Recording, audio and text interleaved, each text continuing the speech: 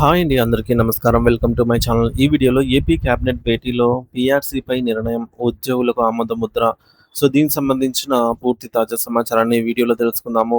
Video అయితే ఎక్కడే గాని స్కిప్ చేయకుండా ఎండ్ వరకు చూసేయండి. అప్పుడే ఇన్ఫర్మేషన్ పూర్తిగా అర్థమవుతుంది. అలాగే వీడియో చూస్తున్న ప్రతి ఒక్కరు వీడియోకి లైక్ చేయండి ఫ్రెండ్స్. ఈ వీడియోని తోటి ఉద్యోగ పెన్షన్ మిత్రులతో అయితే షేర్ చేయండి. కొత్తగా మన ఛానల్ చూస్తున్న వారు ఇంకా ఎవరైనా సబ్స్క్రైబ్ చేసుకోకపోతే వెంటనే మన ఛానల్‌ని సబ్స్క్రైబ్ చేసుకోండి. దీని ద్వారా నేను చేసే ప్రతి ఒక్క వీడియో మీ వరకు రీచ్ అవుతుంది. ఇక ఆలస్యం చేయకుండా వివరాల్లోకైతే వెళ్ళిపోదాము. ఫ్రెండ్స్, ఇక విషయానికొచ్చినట్లయితే ఆంధ్రప్రదేశ్ రాష్ట్ర రాజకీయాల్లో మరియు పరిపాలనలో రేపు ఒక అత్యంత కీలకమైన రోజుగా మారబోతోంది. ఎందుకంటే రాష్ట్ర సచివాలయంలో ముఖ్యమంత్రి నారా చంద్రబాబు నాయుడు గారి నేతృత్వంలో కేబినెట్ భేటీ అయితే జరగనుంది.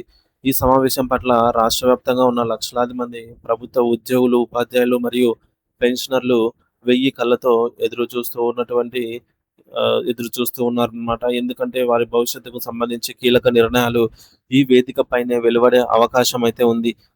ప్రధానంగా కొత్త పీఆర్సీ ఏర్పాటు, పెండింగ్‌లో ఉన్న డీఏ బకాయిల విడుదల మరియు 30% మధ్యంతర భృతి ప్రకటించడం వంటి అంశాలపై ప్రభుత్వం ఏమైనా సానుకూల నిర్ణయాలు తీసుకుంటుందా అనే ఉత్కంఠత సర్వత్రా నెలకొంది.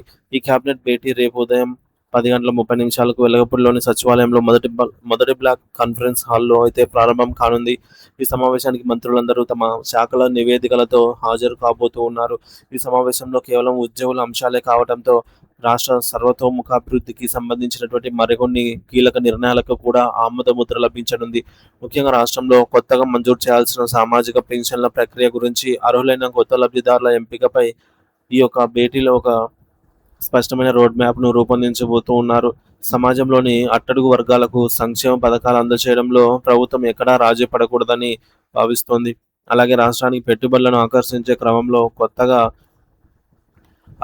క్రమం భాగంగా కొత్త పరిశ్రమలను స్థాపనలకు అవసరమైన భూ కేటాయింపుల ప్రతిపాదనలు కూడా ఈ కేబినెట్ ఆమోదం తెలపనుందన్నమాట. భూ కేటాయింపు ద్వారా పారిశ్రామీకరణను వేగవంతం చేసి తద్వారా నిరుద్యోగ యువతకు ఉద్యోగ అవకాశాలు కల్పించడమే ప్రభుత్వ ప్రధాన లక్ష్యంగా కనిపిస్తోంది. ప్రస్తుత ప్రభుత్వం అధికారంలోకి వచ్చి త్వరలోనే 2 సంవత్సరాల పదవీ కాలాన్ని పూర్తి చేసుకోనున్న నేపథ్యంలో గడిచిన 2 ఏళ్లలో తాము సాధించిన విజయాలను ప్రజల్లోకి ఎలా తీసుకెళ్లాలి అనే అంశంపై ముఖ్యమంత్రి మంత్రులకు దిశానిర్దేశం చేయనున్నారు.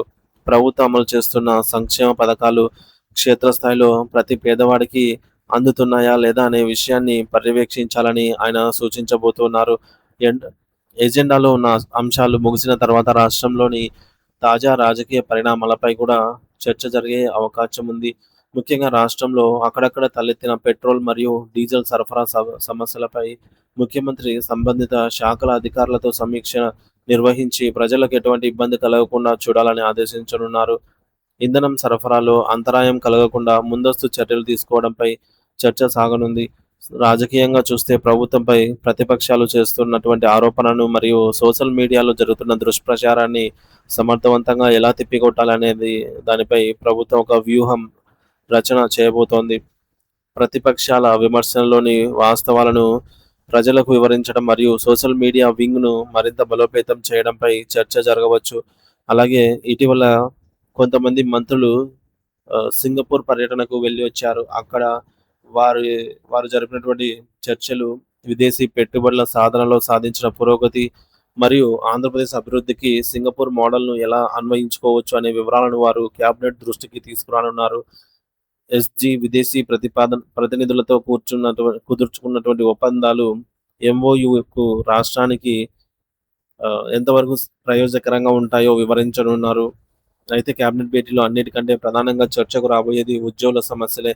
ఎన్నికల సమయంలో మేనిఫెస్టోలో ఇచ్చిన హామీల ప్రకారంగా ఉద్యోగుల దీర్ఘకాలిక డిమాండ్లు పరిష్కారానికి ప్రభుత్వం ముందడుగు వేయాలని ఉద్యోగ సంఘాలైతే కోరుతూ ఉన్నాయి. ప్రస్తుతం ఉద్యోగులకు 4 డీఏ బకాయిలు పెండింగ్‌లో ఉన్నాయి. నిత్యావసర ధరలు పెరుగుతున్న తరుణంలో ఈ బకాయిలను వెంటనే విడుదల చేస్తే తప్ప తమకు ఎంతో ఆసరాగా ఉంటుంది అనేది వారు భావిస్తున్నారు. వీటితో పాటు కొత్త పీఆర్సీ కమిటీ చైర్మన్‌ను వెంటనే నియమించాలని, అలాగే కమిటీ నివేదిక రావడానికి సమయం పడుతుంది కాబట్టి ఆలోగా ఉద్యోగులు ఆర్థికంగా నష్టపోకుండా ఉండేందుకు 30% మధ్యంతర భృతిని ఐఆర్ ప్రకటించాలని విజ్ఞప్తి చేస్తున్నారు. ఉద్యోగుల సంక్షేమం పట్ల ముఖ్యమంత్రికి ఉన్న సానుకూల దృక్పథం నేపథ్యంలో ఈ సమావేశం ముగిసిన తర్వాత ఉద్యోగుల ముఖాల్లో చిరునవ్వులు వికసించేలాగా ఏదైనా నిర్ణయం వెలువడుతుందేమోనని రాష్ట్రమంతా ఎదురు చూస్తోంది.